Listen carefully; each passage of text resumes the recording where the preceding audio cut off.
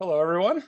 Thanks for joining us. I'm Eric Meyer, co-founder of an event apart, and I'm joined today by a new speaker, someone who's never spoken for an event apart before, but someone that we've actually had our eye on for a while. And there was a time where we were trying to figure out, okay, how do we get her to the States, etc.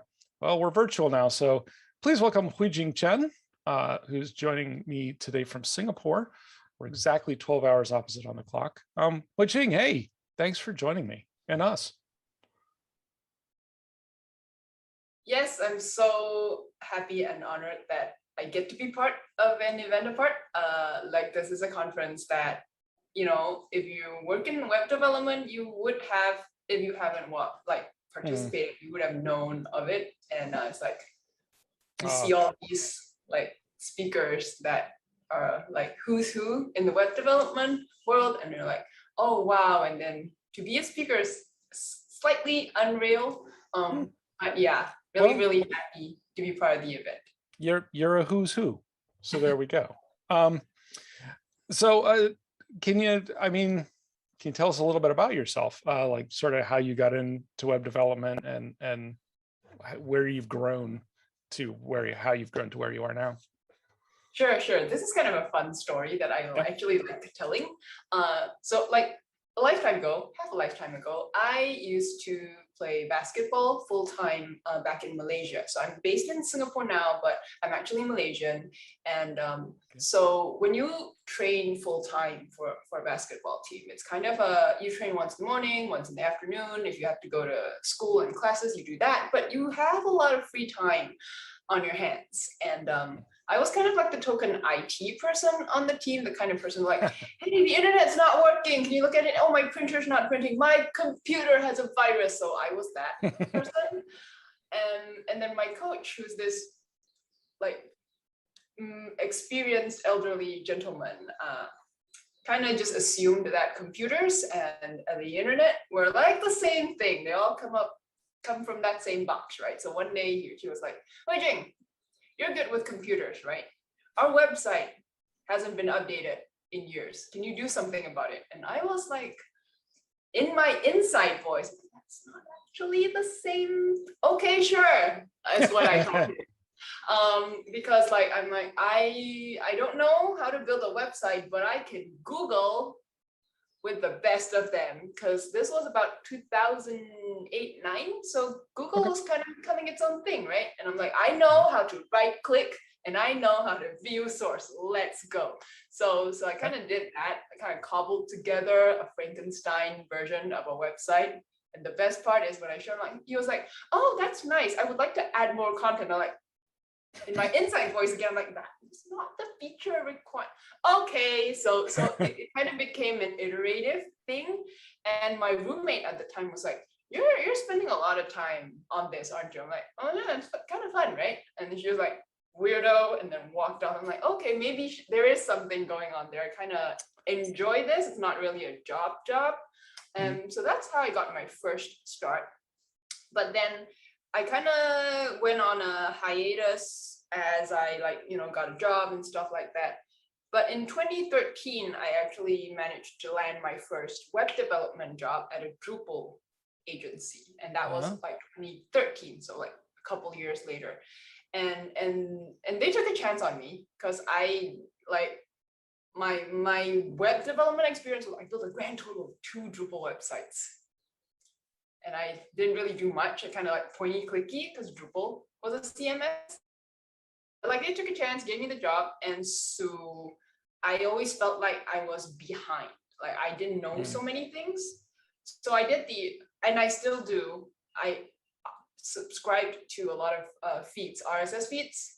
I don't know how many people still use RSS. I do, I love it. That has been a constant. And so I didn't do the whole bootcamp thing, the intense, learn lots of stuff in 4 weeks. It was more like a drip. Every day I drink 2 glasses of web development. And then I started writing my blog, because at the time it was more of it's for future me. I don't think anyone's gonna read this other than me.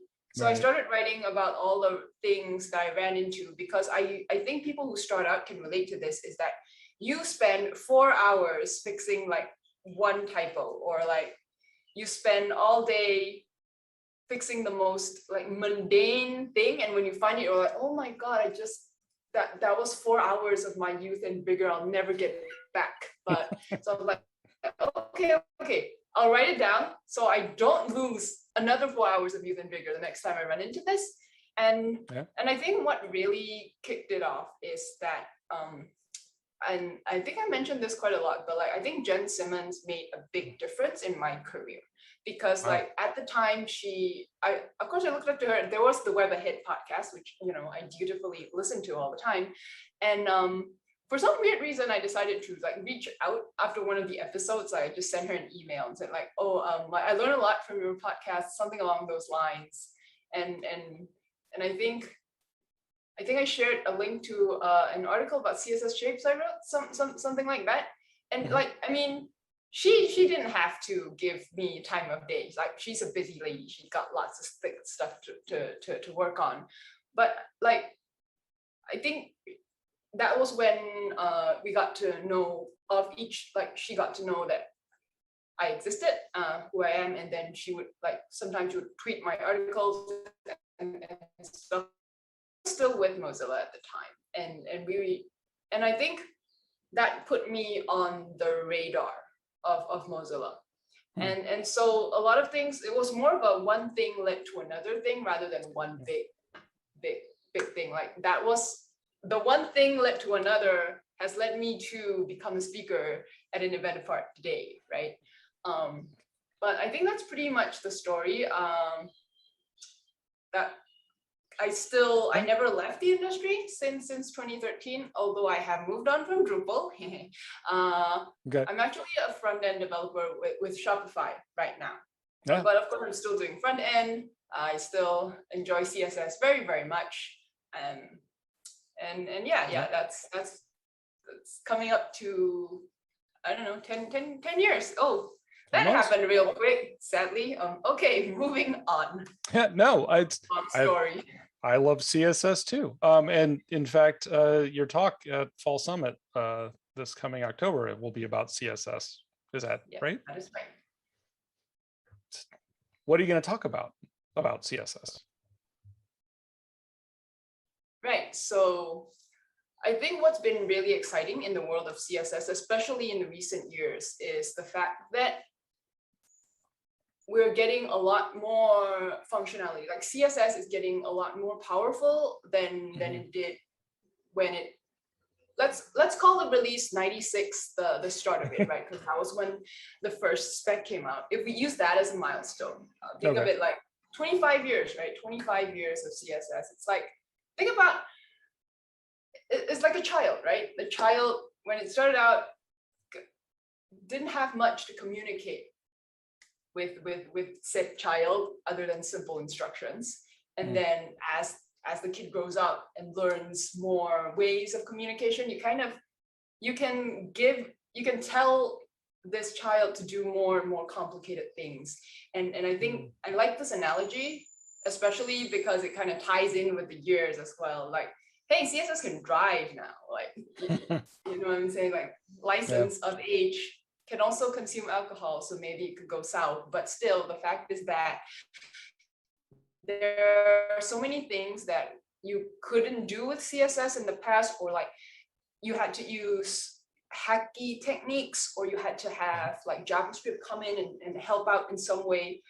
And slowly, bit by bit, it's not to say that these old techniques don't work anymore. They will still work, because the way web technologies work is like, you don't break it. Like, it might not be the best practice anymore. No one's stopping you from doing it. You can still do it, but there is a better way of doing it. Like, there's a more efficient way of doing it with CSS. A lot of the specifications are like, they're constantly being revised. They're constantly being looked at and being pushed forward based on like responses from the web development world. This is the part that I love about CSS, is that it's not that CSS is written in silo in a dungeon where people wearing hoods stirring cauldrons and it's all very mysterious. It's not. I think some people might have a misunderstanding of, oh, specs so mysterious. It's not mysterious. GitHub, my friends, GitHub. It's all on GitHub. You can even see all the back and forth on GitHub, and I really like that. I like the fact that people can kind of chime in and you do get a response. Even though it might not be like 5 minutes later, you will get a response to most of your questions, and I found that very welcoming. And then you can actually, if you do take the time to follow the threads, you can see how the specification shaped up. So I think even just recently, right? I follow Miriam Suzanne very, very closely on Twitter, because she's working on a lot of the new and exciting stuff. Container queries, one of them, CSS nesting, like a public working draft just got released. And I believe she and Jen Simmons are collaborating on this CSS layers. Yep. And like all these things are things that we would, as web developers, we're like, it would be nice if we could do X. And a lot of these X's are actually being implemented. So all that to say, a very, very long introduction to the fact that my talk is going to focus on some of the things that we used to have to rely on JavaScript to do, but not necessarily anymore. So some of them are already established properties, and some are on the horizon, which means they're probably behind a feature flag. But right. You know, they're coming. So hopefully the audience will find that interesting and helpful. Yeah. I know I'm looking forward to it. I think it's going to be interesting. Yeah, because there are so many things, like you say, that we always wanted, and they weren't there. You had to hack your way into you know, I want equal height columns. Well, Dan Cederholm has a technique of using like a striped background, and then you can float over those and fake. That was real smart at the time, right. For sure. It's very smart, but now we have grid and we don't have to do that stuff anymore. We have other things that we have to do in order to make stuff work.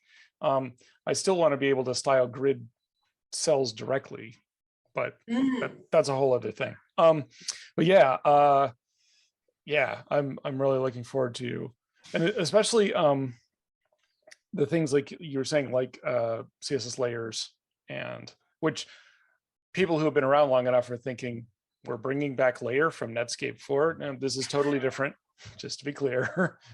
I'm not talking about layout layers, but it's a different thing. But we don't need to get into that now. We'll let you get into it in October. But yeah, and I'm actually one of the things that I'm particularly pleased about is that we're having you join us for the show during our 15 years of an event apart. It's been 15 years now. Congrats. What a milestone! 15 years. Wow. Been a long time. Crazy, but yeah. And we're doing something this month. Actually, I'm just going to mention if anyone who buys a 3-day pass this month in September gets a free copy of Eva Penzimug's new ebook, Designed for Safety, which I actually have read, and it is very good. And Eva is going to be speaking at the Fall Summit as well. We actually have a number of new speakers, first-time speakers for this show, which we're really looking forward to. And actually, we're really excited about, because, like I said, you know, we always had the questions of, you know, do we feel right about asking someone to drag themselves literally halfway around the world, you know, for a talk? And, you know, we're getting to that point, and then, well, the craziness happened. But one of the silver linings of all the craziness is that with virtual events, it's a lot easier to do this sort of thing. Yeah, so of the new stuff that's coming in CSS, which one would you say you are the most excited about? Ooh, That's tough. That's tough. But I Okay. would say, given the most relevant to my work right now, is actually container queries, Okay. because container queries, which that I will talk about during the talk, because Mhm. it's definitely more solid than layers. Layers is really on the spec level still, Yeah. but like container queries has been something that's been on a lot of people's minds for a while, because as much as responsive design is great and all, and a lot of people agree that that's a good thing, the limitation is what we get to query. We only get that one condition, which is the viewport size, and that it's not bad, but it doesn't give you the amount of granular control that a lot of people would like.